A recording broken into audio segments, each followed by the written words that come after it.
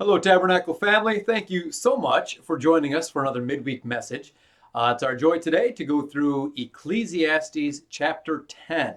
All verses 1 through 20 are loosely around the same idea, talking about the fool or the foolish way of life. Sometimes that's contrasted to the wise way of life. Sometimes it's looking at what foolishness looks like from a ruler, from kind of the top down or from the bottom up. And so all these things sort of are loosely collected around that. And it merges into chapter 9, it merges into chapter 11. And you can run those borders a little bit broader if you want. But for our purposes today, we'll be in chapter 10. So it begins like this, verse 1, chapter 10, Ecclesiastes says, "Dead flies make the perfumer's ointment to give off a stench. So a little folly outweighs wisdom and honor." You may not remember, but catch the connection to chapter 9. This is just how we ended last week.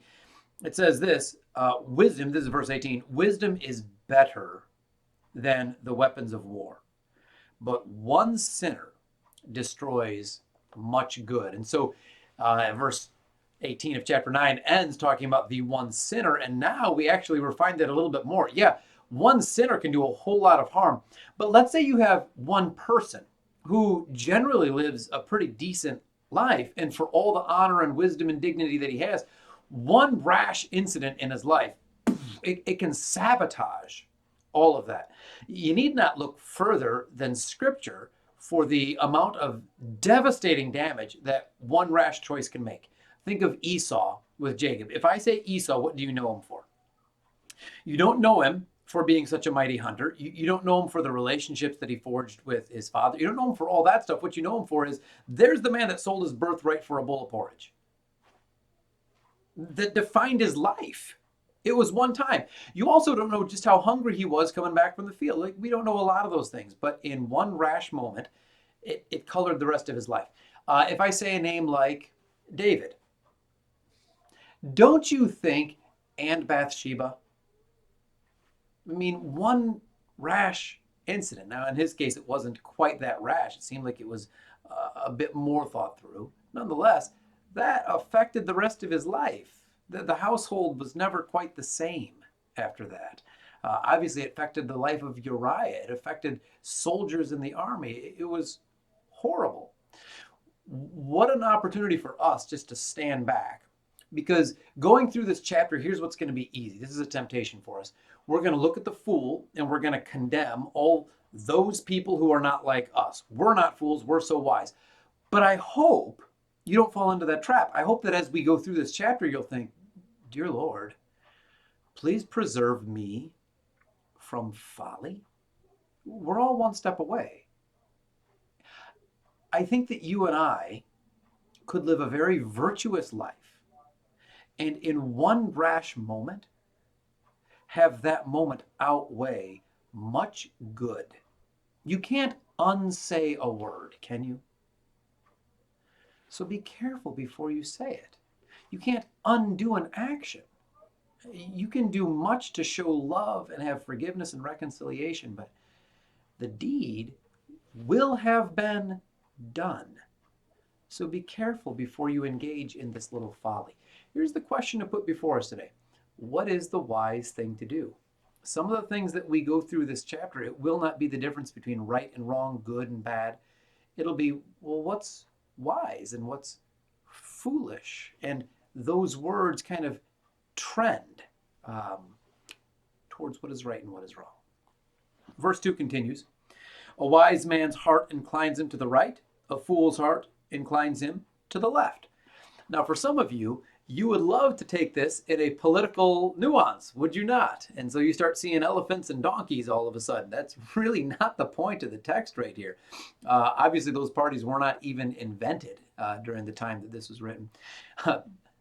You wouldn't know that, though, from the way that some of the political discourses run over the last year here. The point here is that in many cultures, the right hand would have been associated with honor, dignity, strength, dexterity, someone who is dexterous, whereas the left hand would have been associated with a lack of skill, lack of honor, that which is, at best, second best, and at worst, downright deplorable. And so the idea here is that the wise person understands that which is advantageous in the good and noble sense, not in the ambitious and unscrupulous sense. And his heart inclines him towards that. He sees the good, and that's where he goes. The fool, he doesn't much care about the good.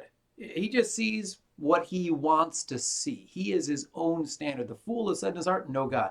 As we go through this, don't think of the fool as someone who is dumb, someone who is on the lower end of the IQ spectrum. Actually, the fool is quite clever. He'd be quite smart in many cases. IQ has nothing to do with it. It's that his thought does not begin with God. And where you begin has great significance for where you end. Therefore, we'll also see during this chapter that his thoughts don't end in the right place either. So there's the fool's heart and the wise man's heart. Verse 3. Even when, this is a little bit funny, even when the fool walks on the road, he lacks sense. And he says to everyone that he is a fool. Not that he actually goes up introducing himself. Hello, my name's Paul. Did you know I'm a fool? He doesn't have to say that because the words do all the talking for him. This is a little bit different from the Proverbs, right?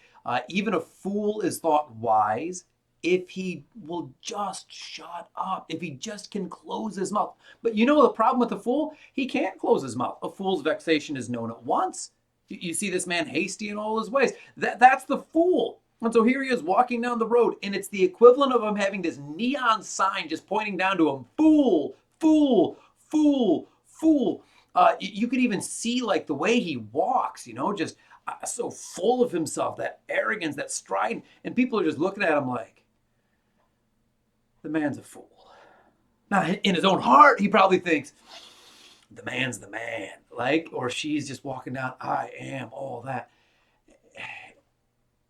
The fool is just known by his words, by his walk. Verse 4. However, you don't have to be a fool. If the anger of the ruler rises against you, do not leave your place, for calmness will lay great offenses to rest. Well, here's the fool talking out of turn, coming at people sideways, not knowing when to be quiet, and when he speaks, not knowing what to say or how to say it.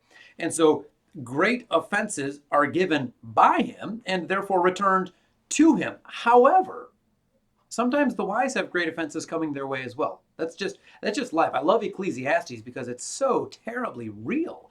It doesn't speak in terms of this kind of neat, tidy, cloistered off way of living. It's just the mess of life.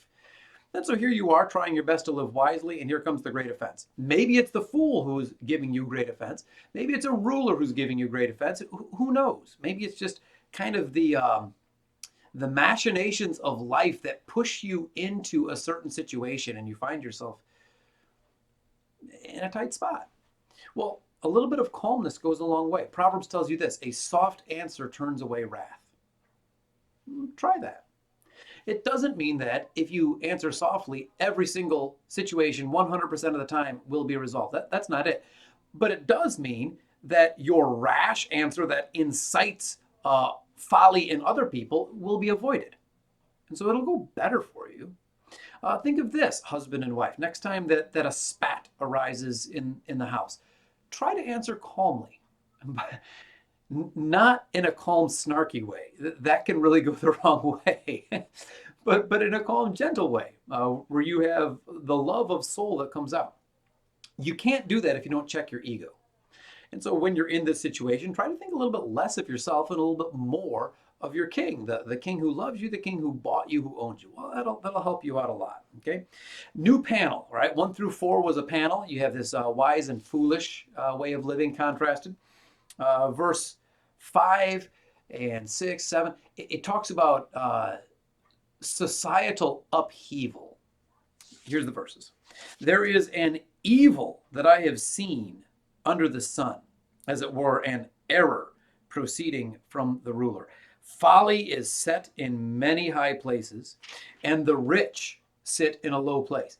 I've seen slaves on horses and princes walking on the ground like slaves. The picture is one in which society no longer looks like society. The social strata has been upended, And the point is not that's a good thing. It's not as though the writer of Ecclesiastes, Kohelet, it's not as though he's saying, well, we're rejoicing. Yes, there has been the revolution. That's just kind of the word of the century, right? Revolution, really back from the 1700s, that really has characterized so much of political thought. And it's often, if not always, thought about that the revolution, quote unquote, is such a good thing. Not really. Look back at 1905 in Russia, kind of that first wave, or 1917, right? The Bolshevik Revolution. The people that they claimed to be revolting for, on the behalf of, really didn't come out so well. Furthermore, wait till the 1930s, in which the revolution just self-cannibalizes. It eats its own. Think about that with the French Revolution. Robespierre must die. The Committee of Public Safety is not so safe after all. And maybe we could have eyes to see even in our own society. All this talk of revolution, be careful, saint, before you join the fervor. That's not the way of Christ with these things. And so here comes the author of Ecclesiastes, and he's like, look, I've seen this. Number one, that your society may have foolishness in the high places. And when that happens, watch out. Martin Luther rather famously said, I'd rather be ruled by a wise Turk than a foolish saint. Frankly, I agree. You sort of have sphere sovereignty here, don't you? God has three institutions, and so you have the home, you have the church, you have the state. And to the degree that one of these institutions seeks to commandeer the sphere sovereignty of the other institution, to that same degree, there's going to be error, chaos. And right now, what we see is an overreaching government. So it's getting involved in the family, it's getting involved in the church, and that's going to have ill consequences, ill effects. We should also be kind of aware that the church should not try to be the government or try to be the mom and dad. We need families who have a mom and dad. So all this to say, political order is a good thing, and yet Kohelet understands the order that we so desire is a pretty fragile thing. Societies fall all the time. Look back over the last 100 years. Nation after nation, it's just upheaval and explosion. So don't think that we are somehow guaranteed that America is this sanctus sanctorum, this safe haven, this sanctuary, that won't happen. It may be that we have tumult here. We don't know. God alone knows. So be careful with these things.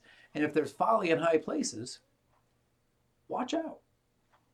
Next panel. Some people run verses 8 through 11 together. I see 8 and 9 go together, and then 10 and 11 go together. You'll see. Verse 8 says this. He who digs a pit will fall into it. A serpent will bite him who breaks through a wall. He who quarries stones is hurt by them, and he who splits logs is endangered by them. Now, did you catch sort of a common theme? Let me highlight them here as we go. Verse 8, will fall, will bite. Verse 9, is hurt, is endangered. Life is dangerous, isn't it? Verse 8 tends to speak more in terms of poetic justice, that you have kind of the idea of Robespierre must die that we were just talking about. You are the one who is digging the pit. Well, you might just fall into that pit that you're digging. So be careful about trying to foment hurt for someone else. You might just get hurt. You raise up a guard dog. The dog might bite you. The idea is you're trying to break into a house. There's retribution lurking in the shadows that you don't even know about. So be careful before you embark on that journey of malicious behavior towards someone else. Because if you are malicious, people will malign you. Be careful. And then you have this other idea. He who quarries stones is hurt by them. Sometimes that's no malicious intent. Now, some people say that maybe this is talking about someone who's overreaching, who's captured by a love of money. Maybe, I respect that. But maybe it's just life is dangerous. Look, maybe you work at the factory and your hand gets crushed. I understand that. Maybe, your job has inherent dangers with it.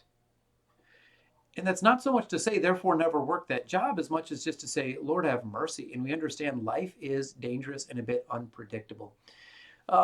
Proverbs says it this way, where there are no oxen, the manger is clean, but much strength comes by way of the ox. And so if you're always just scared about the potentiality, don't be a person of fear. If you are, have one fear, right? Fear of the Lord. But perfect love casts out fear. God has not given you the spirit of fear, but of power, love, and a sound mind. And so sometimes we get paralyzed by these fears. Do not let that define you. You may say, Lord, in following you, there will be risk. Maybe consider taking a risk. Am I speaking out of turn to suggest that in a world of COVID, if you return to in-person services, you will be taking a risk? I can in no wise guarantee your safety or that you won't get COVID. I can say that looking back at the data, Cuomo was telling us that some 70% of the spread was through the home. Perhaps you're more dangerous at home. Some 1% or so was if you came to church. I mean, is that about as dangerous as driving? You'll do the stats. Yeah, I hope you understand my heart. People are on all sides of this, and I understand that, and I respect that. But be prudent. Faith does not rule out prudence. And different families will abide by different standards. I understand that.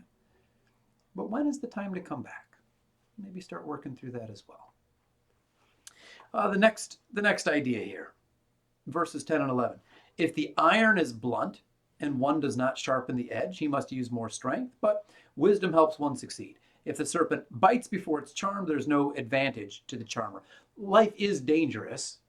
Sometimes you do have unpredictable things, but wisdom helps in the midst of the danger, right? So maybe these verses belong with 8 and 9. It's okay. We could put those together. There is an advantage to wisdom. So this is just kind of a metaphor. Sharpen the axe. As you go through life, don't continually apply yourself in a certain direction without taking a little bit of time to take a break. Sabbath is beautiful. Come and refresh your soul in the fount of life. And okay, then get back to it. You never fault a book for having margins. It's the same kind of idea. Sometimes we live in this world of relentless busyness, but it's a busyness of our own choosing because we were told that that was virtue and we believed it. And we didn't think, well, what did God say about that? And maybe there's a time for a break. That's okay. Sharpen your axe. Take a break. That's good. Next one's coming up. Verses 12 through 15, I think, form a unit. I'll read them all right now. The words of the wise man's mouth win him favor. You could even translate that. They are gracious. They are grace. Well, that's all for the wise man. Here we go. But the lips of the fool consume him. The beginning of the words of his mouth is foolishness. The end of his talk is evil madness. A fool multiplies words, though no man knows what is to be, and who can tell him what'll be after him? The toil of a fool wearies him. He doesn't even know the way to the city. And so this is kind of a little vignette, little description of who is the fool. Well, before we get too hard on the fool, let's ask ourselves, as you speak, are the words of your mouth grace? If not, you're a fool. I didn't say it. I think that's right out of scripture here. And so I want you to hear yourself speak. Sometimes we don't hear ourselves, do we? You know who helps us hear ourselves is our kids. Did you ever catch that? When your son or your daughter says something and you're like, yikes. And then you realize that it was you who taught him or her to say that. Not like, son, this is what you should say, but because you're saying it. We see ourselves in this text. So this day, take a snapshot or take inventory of your speech. Out of the abundance of the heart, the mouth speaks. So when you speak, have you begun with God? The fear of the Lord is the beginning of wisdom. Fools despise all of that. When you speak, is it because you're so busy? Is it because you're so tired? Is it because you're so... Look, life happens to us all. We're all busy and tired and stressed, and the rigors of life are real. And then you just start lashing out at people. That's foolishness, and you are tearing your own house down. You read the Proverbs. Chapters 8 and 9 talks about this woman of wisdom, and it's contrasted with the woman of folly. And she tears down her own house because of her words. You could also say the man of folly. This foolish person just ruins things around them, right? Because of your words.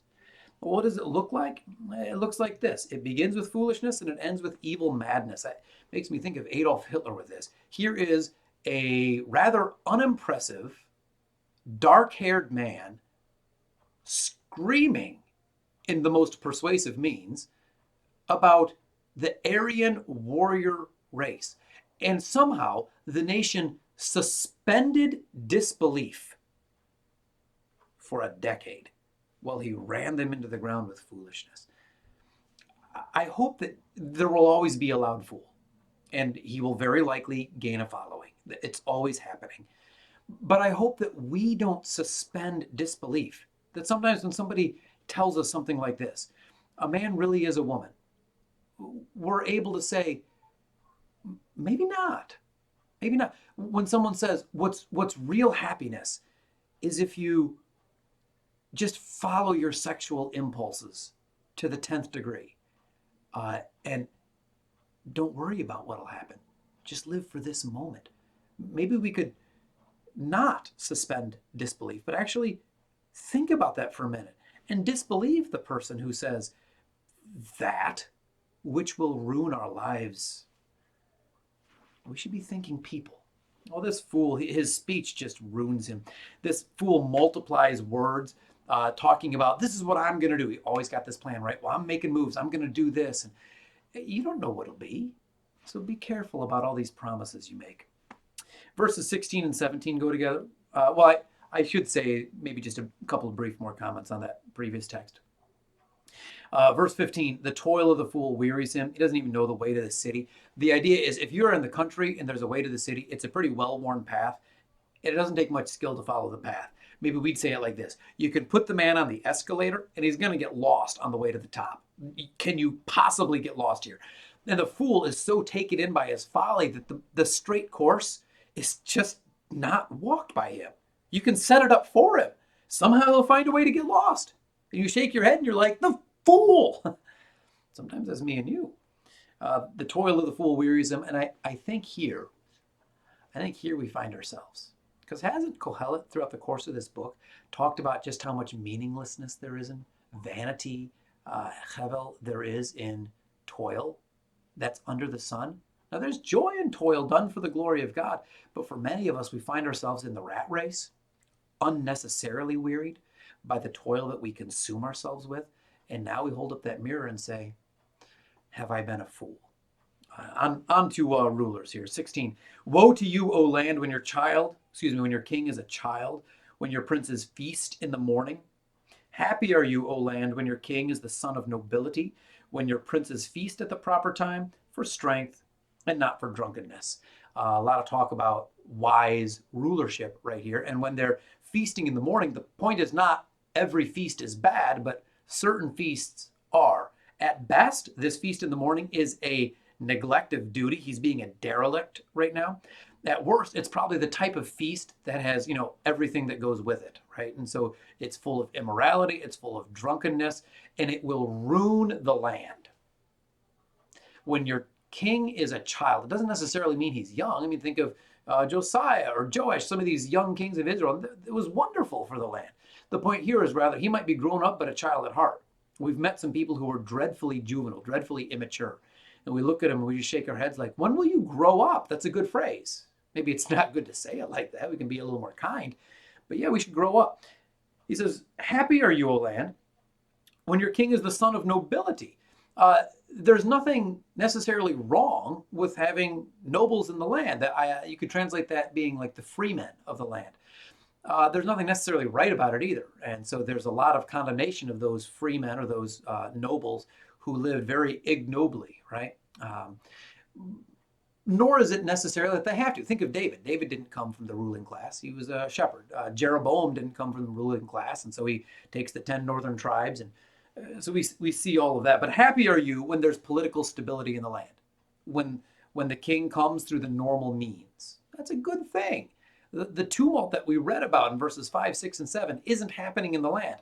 Praise God. You remember what Paul tells Timothy to pray for? First of all, pray for kings. Why? That you might live a quiet life. It's good when the government works how the government ought to work. That's a real blessing for the land. So pray for that. And if you are in some level of leadership, act for that. Um, by the way, feasting is good too. When you feast for strength and not for drunkenness, that's a good and appropriate thing. Verse 18. Now we have some just loose proverbs at the end of the chapter. Through sloth, the roof sinks in. Through indolence, the house leaks. The proverb says this, that the lazy man is brother to him who destroys. I remember an acquaintance I had back in Detroit, and I had sought to introduce him to the cause of Christ, but there was much struggle in his life and addictions and many other things. But anyway, at one point I come over to his house, and him and some of his buddies are there.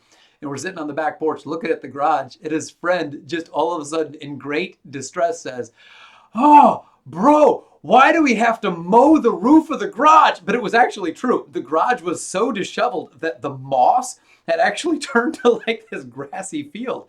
So anyway, that's the image that comes to my mind right there. Why do we have to mow the roof? Hopefully you don't have to mow the roof of your house or your gutters or something like that.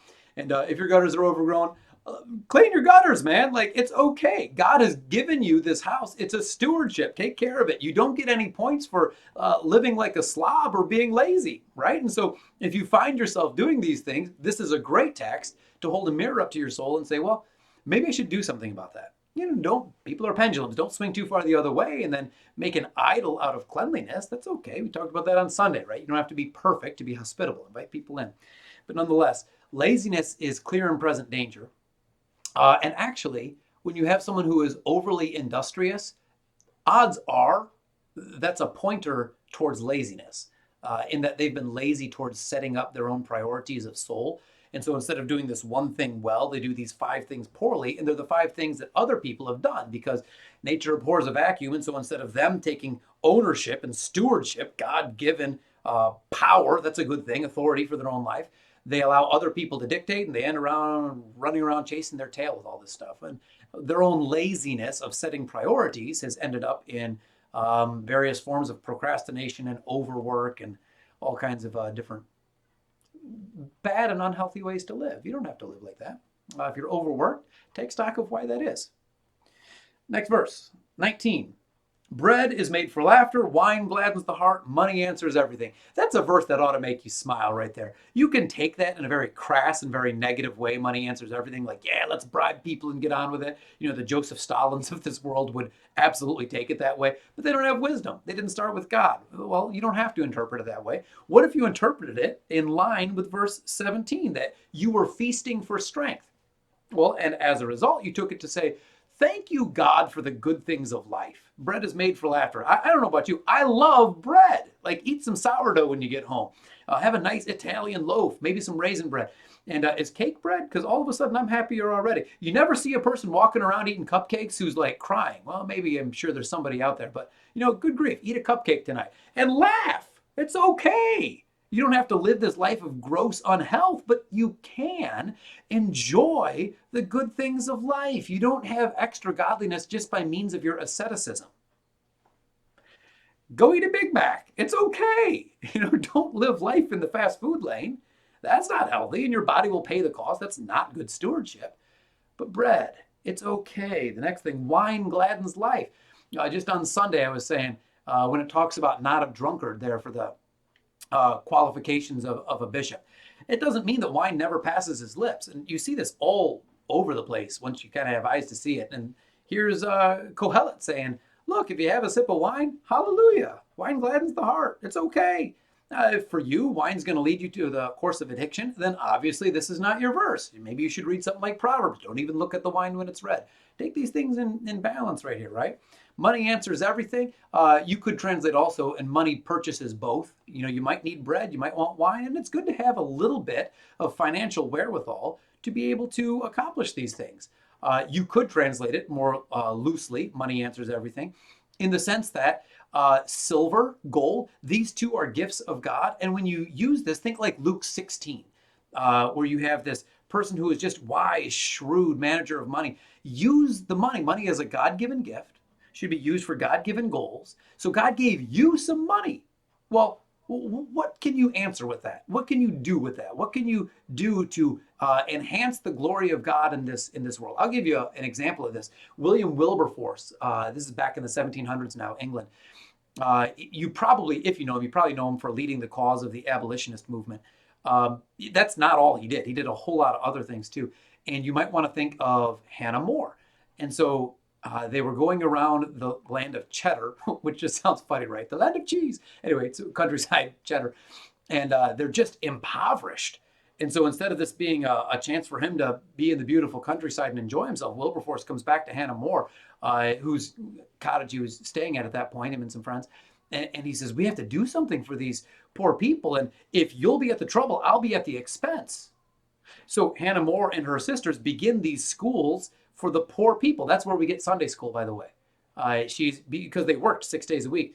And so on Sunday, these poor people could go to school and just learn basic life skills. William Wilberforce, man, he gives the blank check. He pays it all. Money answers everything. Well, if he didn't pay the man, then you couldn't have the Sunday school. So what's your money going to answer? Use it for the glory of God. Last verse, 20. Even in your thoughts, don't curse the king. You've been cursing Biden? Watch out. Were you cursing Trump? Watch out. Even in your thoughts, don't curse the king. In your bedroom, curse the rich. Man, don't we do this as a country? We are so foolish about this. Like, we're always so discontent. And then you have politicians that come up and say things like this. You should be discontent and vote for me. Oh, yeah, I will. And I'll give you a cell phone. Oh, great. That's all I need. A little bit of a parody. For the bird of the air will carry your voice. Some winged creature tell the matter. It reminds you almost of J.R.R. Tolkien, right? Lord of the Rings. And you have the emissaries of Sauron flying in the air. Or maybe it reminds you a little bit of this age of espionage in which we live and the surveillance system. And good grief, I'm on camera right now, right? You probably have cameras in your house. We got cameras in the school. It's all over the place. And the idea is, watch out what you say. Here's the good point. If you're living righteously, you don't got to watch about it. I mean, maybe you do in the sense that if the government's against you, but that's a different point. The idea here is when you're speaking out of turn, you never know who's listening. Think of yourself as a teacher. You're always teaching someone. No matter what you say, no matter what you do, you're always teaching someone something, especially if you're a parent. So what are you teaching? What's the message that you're sending? So chapter 10, big collection of sayings about wisdom, about folly. And the big question to leave you with is, what is the wise thing to do? Will you be wise today? And of course, anytime you talk about wisdom, it ought to drive your heart back to Jesus Christ, in whom are hidden all the treasures of wisdom and knowledge. Pursue Jesus Christ today.